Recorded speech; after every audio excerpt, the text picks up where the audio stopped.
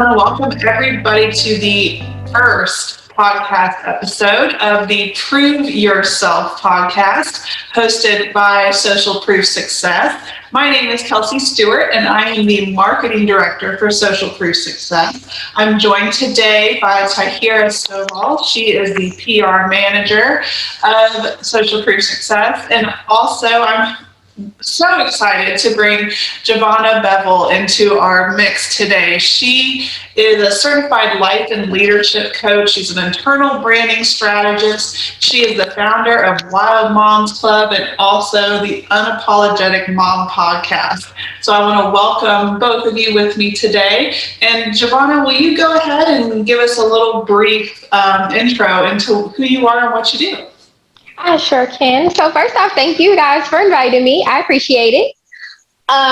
So I am Giovanna, and I'm founder of Wild Moms Club. And no, we are not like standing on tables and fleshing people and things like that. Wild it stands for Women Intentionally Living Their Dreams. And so through that community, I work as a life coach and a branding strategist for moms in business, helping them gain clarity, confidence, and courage to go after their dreams and create the life that they want for themselves and their families. I am also the host of, it was called Unapologetic Mom. We changed the name recently, and it is called Unapologetic as a Mother. And we actually just relaunched the podcast this week with brand new episodes. So I'm really excited about that. And we really take a stance on just helping mothers embrace womanhood, because a lot of us, we embrace motherhood so openly, and it's like, yes, kids, but then it's like, well, what about me? And so we help you embrace the kids and yourself and take care of all of those little pieces of the puzzle so that you don't feel like you are all over the place. And the podcast is a lot of fun because we have all kinds of conversations. Okay, like we go from dating to single motherhood to being married to kids getting on our nerves to running away to Target. Like, we cover it all. Anytime we're exploring womanhood in general, it's like, that's for everybody. Well, it is actually Small Business Week. So today we're going to kind of focus on some different things that come with owning a small business or being an entrepreneur. And what I want to talk about today is the biggest myths that we've heard or we thought before becoming a business owner or an entrepreneur. And so, Giovanna, will you tell me what is the biggest myth you heard and you believed before you started your own venture, and what actually is the truth of it? Oh gosh. So I heard a lot, but I'll say probably the worst one for me was like that you have to sacrifice everything to run a successful business. Like, you can't have friends, you can't have free time, you don't sleep, you barely eat. And I was like, so what am I supposed to do? Like, I can't just work on this business 24/7. Like, when am I gonna breathe? I can't do it. Yeah. And that was probably the worst one, because I had a lot of people telling me, like, you take too many breaks. I'm like, I got 4 kids. If I don't take a break, y'all just gonna come to my funeral at this point. Like, I need sleep. I think it's an interesting concept, because I think that is now my thoughts of how to be a success in any amount of business structure. And not giving myself, I don't think many of entrepreneurs or anybody that goes into building a business give themselves that leeway or that ability to be like, you know what? I can build this into my life plan, not building my life plan around the fact that I want to be a successful business owner. Yes. And that is a hard hurdle to jump over, especially if you've always been in survival mode. Like, all I know is I have to work this hard to do this, instead of like, hey, I don't have to be in survival. I can literally just learn the concepts. Let me know how that actually works, because I'm still trying to piece that together. I got the blueprint, but not the blueprint. I got the like, all right, well, the storefront, but it's like, all right, what has to go in it? So if you could break that down for me, what does that look like? So when I first started, so I stepped into entrepreneurship in 2013, and I always leave that part out of my story, not on purpose, but just because it was so bad. Like it was awful. Okay. Like I'm way too immature for the thing that I decided to do. It was network marketing, and I was like, oh, I could try it. And then I was like, yeah, no, this is bad. Just quit.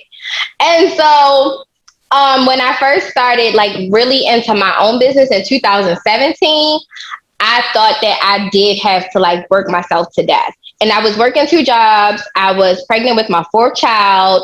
I'm running a household. I was literally working, like I work in healthcare. So I work in ultrasound. I look at people's insides all day. I'm trying to like work all day, work on the weekends, stay up till 2 a.m. to work on websites and proposals, and still try to be a good mom, even though those kids were like really stressing me out, because you know, when you're busy, that's when they want your attention the most. So it was like for like a year and a half straight, I was just in go mode, and I felt like I was going to like just dissipate into the air. Like I had nothing left. I was tired.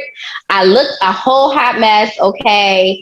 And I was like, okay, either I'm going to kill myself before I get a chance to enjoy what I'm doing, or I'm going to have to take a step back, reevaluate some things, and figure out my way. Like I know I'm listening to a lot of people who are successful, but maybe their way isn't my way.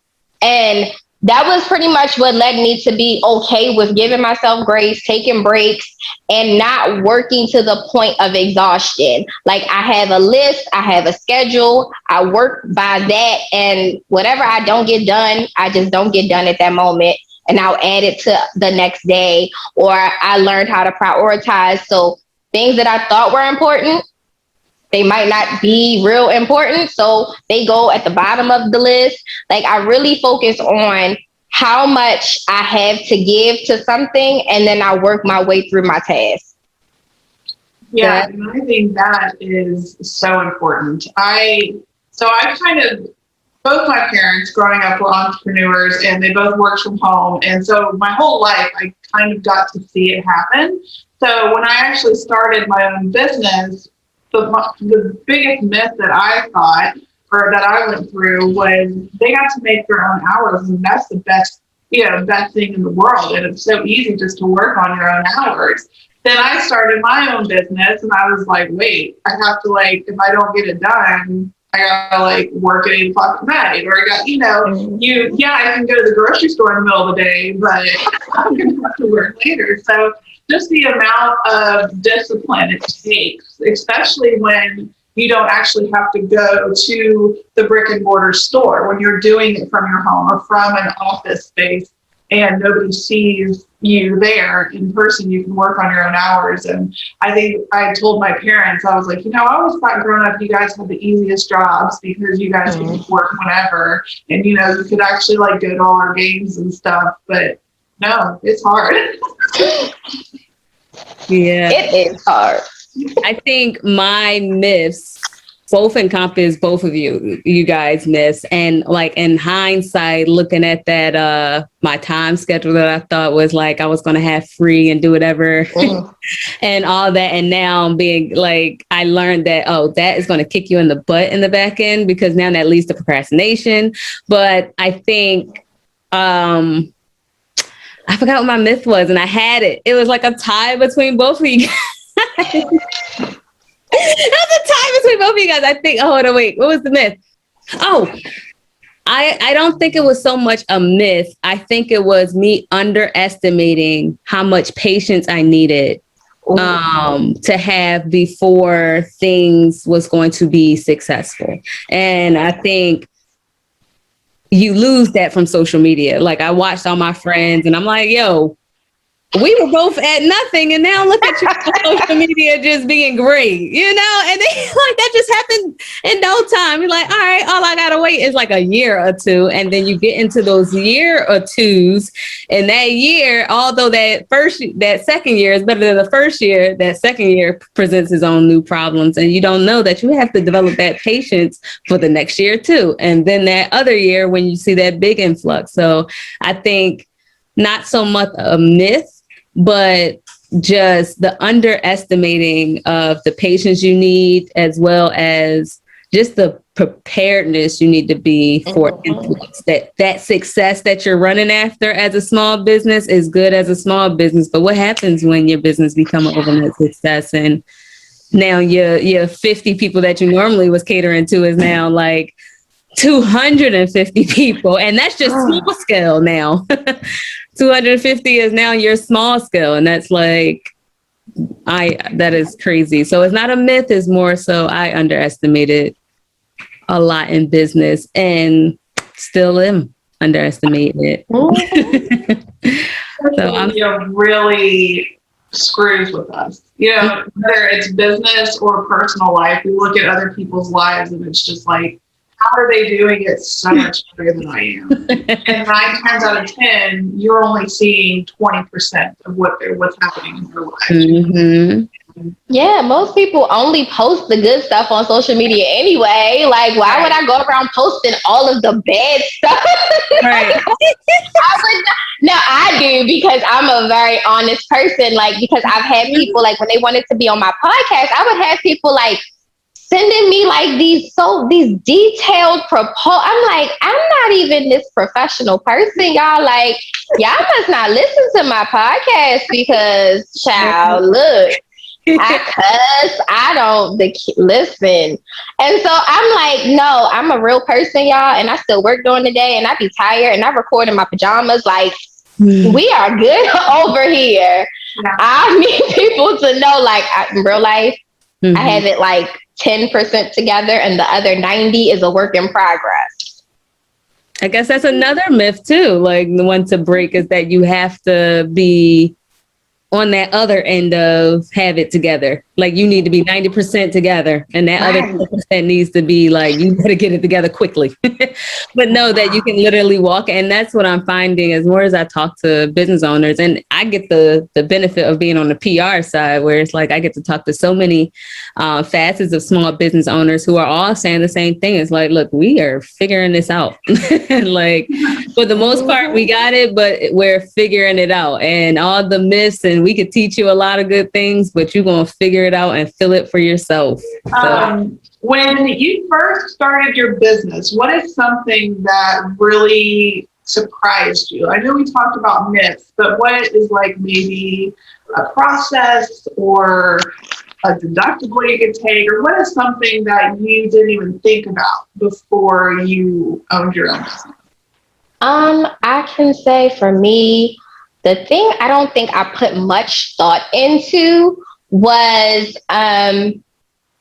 how long it actually takes. I think this goes back to Tahiri's statement, like how long it takes to like reach your success point, right? Because I was like, okay, I had this great idea. Now I'm going to turn it into a business, and people are just going to pay me because I'm great. And then people did not pay me because I was great. And I was like, wait a minute. What is happening here? Like, this is not how it's supposed to work. Like, you start a business, you get money. That's what happens. And for me, it was like, oh, I have to do a lot more work behind the scenes. Like, I have to create packages. I need to know technology. I've got to do emails. I've got to actually talk to people outside of Facebook. I'm like, oh my God. Somebody should have gave me this whole lecture before I jumped out here with this idea talking about I'm opening up a business. And I think for me, that was like the biggest surprise, was how much additional work I actually have to do to reach the success that I want for myself.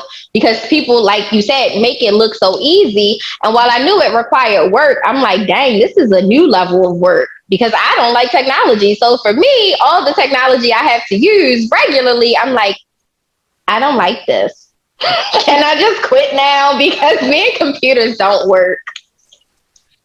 I think for me, I used to be still am kind of a graphic designer. That was my beginning background, and I moved into marketing.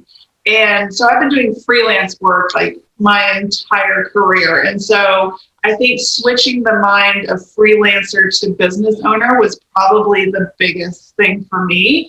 Just, I needed to have invoices that looked good, and I could, send those out. I had to have just different things to look more professional than just somebody who's getting paid, $8 an hour, $10 an hour, whatever they get paid nowadays. Back when I was doing it, it was a lot lower than that. But, just your appearance as a business versus as a freelancer, just doing one-off jobs and things like that. So I think that was probably the biggest thing for me, is just appearing more professional and just making myself look better in front of other business owners. Yeah. They, I work with other small business owners and entrepreneurs, and, they know what it takes most of the time to run a business. So if I show up looking shabby or, looking Right. half-assed, then, I'm not going to be the one they pick. So I think that was my biggest thing.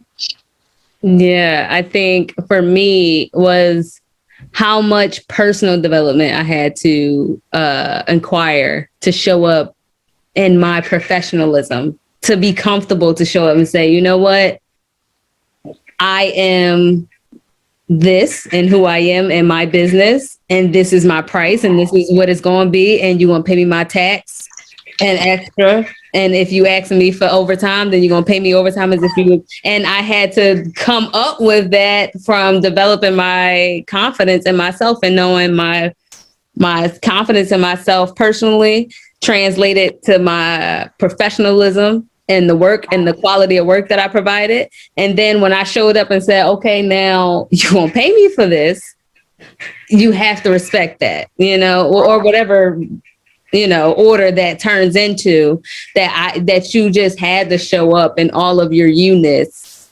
authentically you and comfortably you, to be in that professionalism, and did not know that had to be there first. Because when they was like, well, girl, you need to be asking your price. I'm like, pay me more, please. And it's like, well, like, why are you begging me? You're a business. Yeah. McDonald's didn't beg you to go up that extra 15 cents for that barbecue sauce. They just came out and was like, look, if you want to sauce, pay that extra sauce as we McDonald's, and that's all, and that's it. But I had to realize, like, okay, I need to know who I am first, who my business is second, and then, okay, this is how much that's what we come in at, and that's it, and that's all. So, yeah. I think that kind of ties into another one with me is I still struggle with this, figuring out what the different services cost and what I should get paid for certain things. And, am I asking too much? Or, just like being confident in the price I'm putting out there. And I think that's something we all struggle with a little bit. Yes. Service-based, like I was so distraught. Like, I don't want to charge people. I work with mothers. They shouldn't have to pay me, but I need money. So I'm like, can I just sell them a product and then talk to them on the phone? And everybody's like, no, you can't. It's not how this works. So I definitely know that struggle, because it's hard sometimes to charge what you feel like your service is worth when you're working with certain groups of people. Like, I work with moms, so it is definitely a struggle for me still to this day to be like, yes, this is how much this program costs. Do you have that? And they're like, yeah. I'm like, okay, then sure, let me send you your invoice. It's gotten better, but I still struggle, because I always feel like, you're a mom, you should not have to pay me, but you should pay me. It's bad. Yeah, but once you realize, like, you know what, just how they had to provide for their kids, you have to provide for your kids, and this is your way of doing that. And it's like, once we start, that was a mindset shift that I had to, like, I'm sorry. But be like, hey, this is how I have to survive in order for me to do the things that I want to do. This is the avenue. Yep. It's like, I will always want the best for whomever I'm working with. And as long as you come into my fold, I'm going to do everything I can to give you all that you're like that. Yep. This is worth, and I'm going to give you your money's worth. That's what I'm going to do. I ain't going to cheat you now.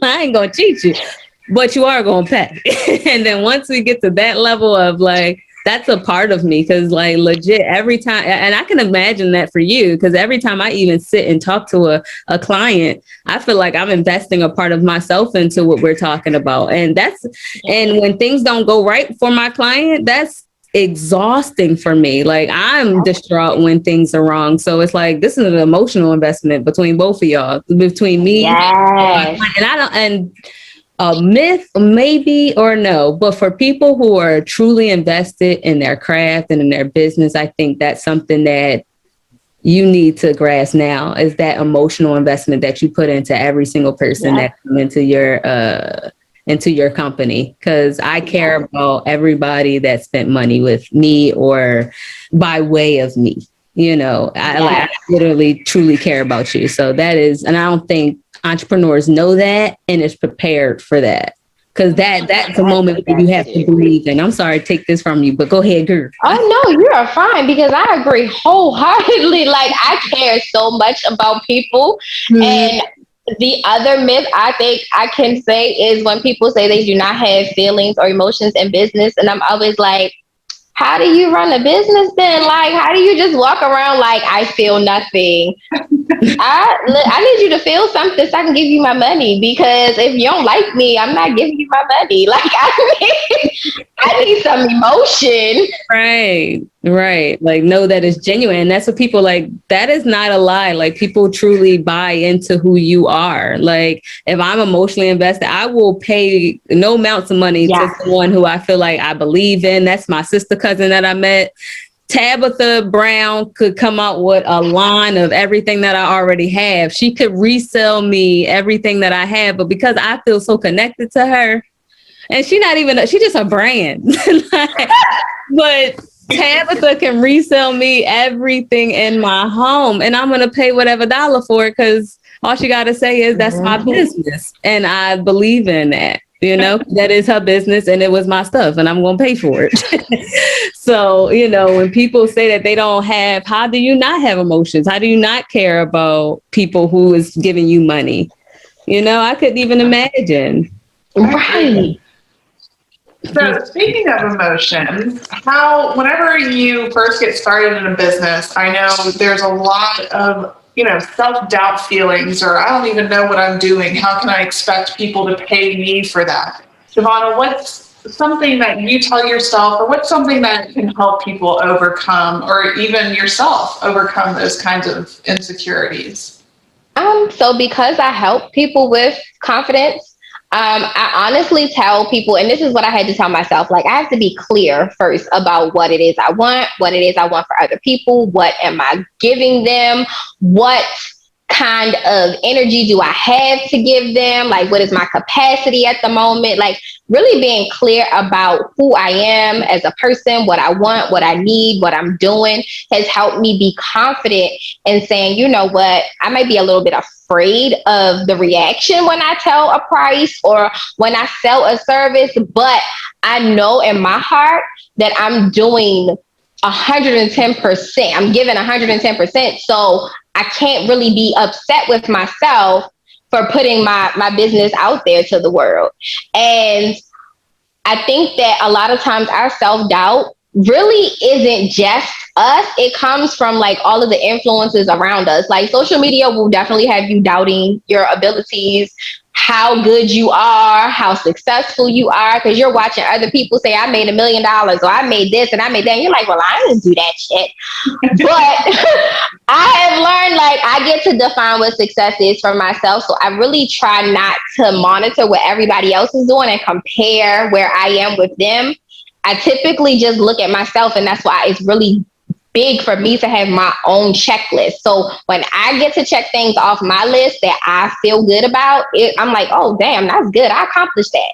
And I'm happy because I'm not comparing myself to whomever else is out there doing what I'm doing, because they are a different person. They have a different way of doing it. Who knows if they're telling the truth, because I don't know. I'm not in their bank account. I'm not in their house. I'm not the fly on the wall. So I've learned that to combat that doubt that I have, to honestly just focus on myself and my achievements and what means something to me, and not compare myself to other people. Yeah, I think that's great.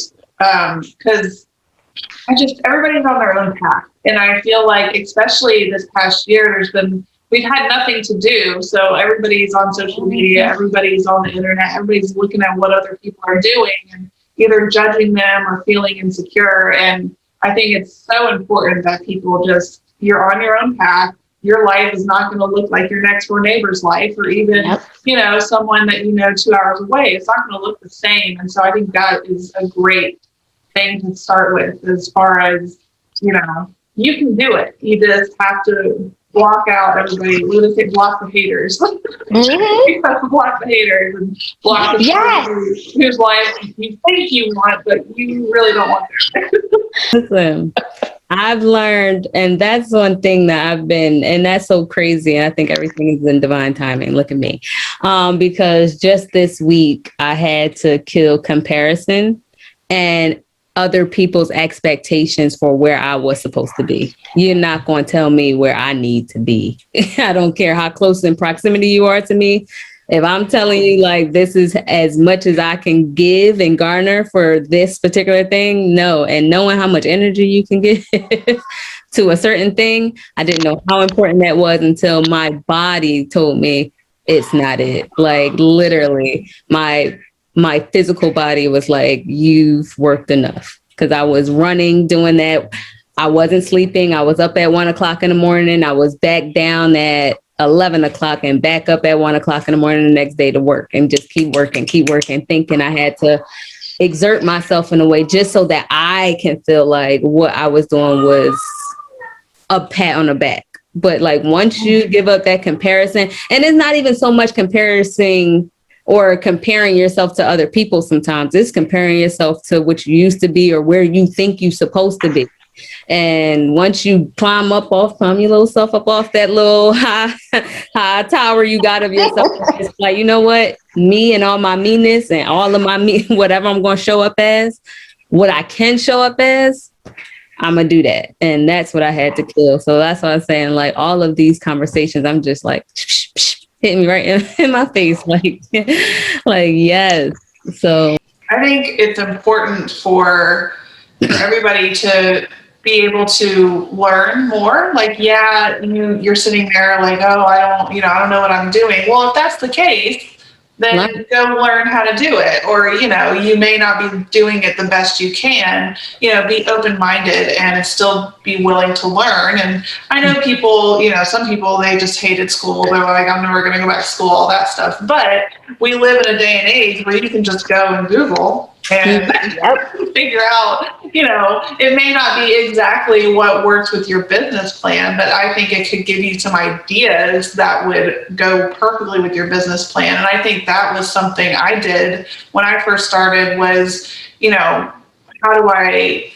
whenever I went to school for marketing, I graduated in 2014. Well, it's now 2021 and marketing is not the same as when I got my master's. So it's like I think it's important that people have to continually hone their craft and figure it out. You can't just use the same stuff that you were using 10 years ago.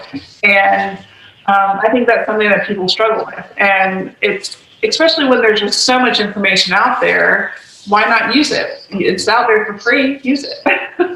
It is. YouTube University is my friend. Yeah. Yeah, for real. Another one. Sorry, I'm proud. We just bounced off the wall because I just know, like, I've started so many businesses. No need to reinvent the wheel. You know how many times I've tried to like start a business and thinking I was just trying to build something from scratch? You don't have to. A lot of people have the blueprint, tweak it, and keep it moving. Like, bring you to it. Bring all of you to it. Look at the blueprint, make a few changes, keep it. You don't have to reinvent the wheel, because I've tried to make cheese a few times and I was like, oh, they already have cheese at the store. I agree. I'm guilty. I have definitely been like, I don't like this. I'm going to do it my own way. And then I was like, okay, let me go back, because you clearly know what you're doing. Let me apply this to my life. How can I make this fit into my life? Right. And you'll make it happen. Yes. Your way can happen, but get the bike first. Put the You have right, because if you have no clue, you listen. You need directions. Yeah. I need directions. I can put it together, but I need directions. I cannot do it freehand. Right, it ain't gonna work. Mentors, finding people in the field, watching. I've learned so much. YouTube University, Instagram, college, whichever. I've been enrolled in all of that. Facebook, whatever. Just watching and honing on to your craft. You don't have to reinvent the wheel. There's so much education. It's free. And free classes. What was that came out this pandemic? It was free. Yes, I took a lot at Coursera. I think I took 4. And they were good. Yeah, LinkedIn was providing classes as well. I did a few courses through them. Just constantly building your craft. Just because you learned a few things and you think you know how to do it, don't mean that you do. Always learn. Yeah. But, then somebody comes back and says, well, I don't have the time to do that. Well, if I put it on my calendar and I block it out, I'm 9 times out of 10 going to do it. So I think that's another thing that business owners, if they're not already doing, need to do is actually block out time, whether it's for family dinner or whether it's for, spending time with my significant other or whatever. I think putting it on a calendar, I know that sounds so workaholic-y, but, I think it just helps you look at your day and figure out I get to do this at 4 or I get to do this tonight. And so all this would be worth it that I'm putting in today. So no, I put everything on my calendar. It's bad. There's all these little colored check boxes on my Google Calendar. I put down, make sure you clock out for lunch while I'm at work because I'll forget. I need reminders. That's how I know that, I can take that off because I did that. I have to see it in order for me to be let me do that. I literally have everything on my calendar. And so when it's things that I need to do, I might only take 20 minutes to block it off. If it's read a book, if I'm reading a book and I know I want to finish the book, I'll set a timer. For 20 minutes, you need to stop and read this book. And so when my timer goes off, I'm I need to sit down and read. And I'll read, take my little notes, but that helps me finish the book and not start and finish and start. And I'm not all over the place. I'm getting things done. Even if you feel like you only have 20 minutes a day, put that on your calendar. Remind yourself that for that 20 minutes, you have to do something. So you can stop saying you don't have time. There's time for everything. Yeah. You make time for the things that you want to make time for. I think I realized that how much time I had in a day when we had to do that run like clockwork. Now that I'm able to track my time and see where my time goes, I do have time to do stuff. I'm just wasting a lot of it. 9 times out of 10, you realize, I was scrolling through Instagram. That was Facebook. Yes, I had to put a block on social media because I found myself spending an hour. I'm I was on Instagram for an hour. I didn't cook dinner. What you going to eat? Since this is Small Business Week, I do kind of want to do some shout outs to some other small businesses that are out there. So are there any businesses that you guys are fangirling over right now that you want to put out there in the universe? Oh, so yes, I have a couple. So my 2 co-hosts, they are both entrepreneurs. And so Crystal Cooper runs Cohesive Consulting, and she does HR and business management for small business owners. She's amazing. She creates all my contracts. She does all of the stuff I don't like to do. I love her. And my other co-host, Tiffany Blevins, she is the creator of Imperfect Fitness. And so she does all of our health and wellness. I'm a little person, so I'm always trying to grow, which is opposite of probably everybody else in the world. But that's me. And so she helps me. She's did you eat your 5 meals and your snacks today? I was ooh, no, I missed one. Let me go back. She's amazing at helping you get healthy and fit and taking care of your body, because as entrepreneurs, we tend to eat junk or not take care of ourselves the way we should because we're going and working. But I think those 2 are 2 of my favorites right now. And let's see, do I have another? I have a couple, but I'll let y'all go. And then if we have time, I'll do the rest of them. So I have my good friend, Fit Moms of Philly. She's run by my friend Delissa. She does fitness with moms in Philadelphia. She has like a bunch of great programs. She's working with doulas and things. So I love them. They're pretty good. And they get you fit and core ready. Especially for moms like postpartum of all that stuff. She got me right. So that's one. And then another one, let me see. So I'm a plant mom and I love plants. So Rooted in Black.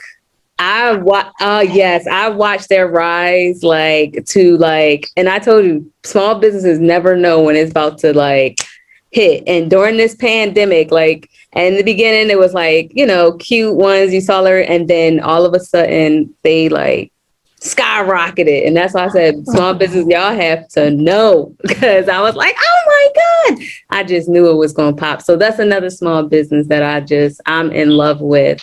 Well, let's see. I've got two small businesses. The first one is the local one. I live in Augusta, Georgia. So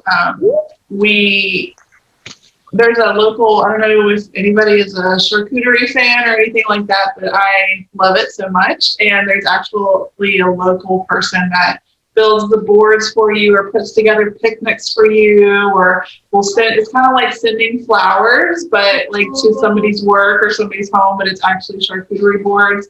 And their name is Sweet and Sassy Apron. And it's just a really cool concept of theirs. But also another one, since I mentioned earlier, I am a dog mom. It's actually a t-shirt and apparel company called The Dog Mom Co. And they actually have some really cute different things. I got a sticker that says champagne lover, dog mother. And Oh, I like that. And then I've got a shirt from there that says choose happy, choose dog. So they've got quite a variety of different things, and I want to give them a shout out. So I like that. I love the charcuterie. So I need to do they ship nationwide? I don't know. They're on Instagram, Sweet and Sassy Apron. And you can probably see what their website is or message them and see what they do. Yeah. Oh my goodness. Because I love a good charcuterie board. Yeah. You had a couple more, Giovanna. Who else are you going to shout out? Let's see. So there's a nonprofit called Brown Boys Read. It's run by Candace Smith and is based in Baltimore, Maryland, where I'm from. And she does a lot of work with young men in the community with helping them become more in love with reading. And she teaches them how to do resumes, how to conduct themselves during job interviews. She does a lot with young boys because she feels like it's so important for them to know how to present themselves. And I just love what she does with Brown Boys Read. The young lady that I follow on Facebook, she has a company called Ritual Bay. And I love her products. She makes bath and body products. They are so amazing. And she's an entrepreneur who literally blew up. One day she was about to close her business. And then the next day she was like, I have too many orders. I don't know what to do. Listen, it's really that moment. Yes, and she has been doing amazing. I think that happened in January. She was like, I'm closing. And then she made a TikTok video that went viral. And she was like, I don't know how to do all these orders. It's 300 orders. I'm like, well, make sure you send me mine, okay? Because I ordered before them. I'm just saying. Right. Remember the small people. Right. Crazy. Okay. Well, ladies, I think we had a great conversation, and I really think that this will be helpful for any aspiring small business owner or anybody who's currently doing it. So I'll end this soiree with talking about Social Proof Success. We are a DIY PR company, and we provide you with the skills, and you handle your PR yourself. So it's kind of a branch off of our, I like to call it our mother company. That's the OMG, which is a PR company as well. And you can find us at socialproofsuccess.com. socialproof.com, and we are also on Facebook and Instagram, Social Proof Success. And Giovanna, if you want to give your website or any information out, you can. Sure, y'all can go ahead and follow me on Instagram.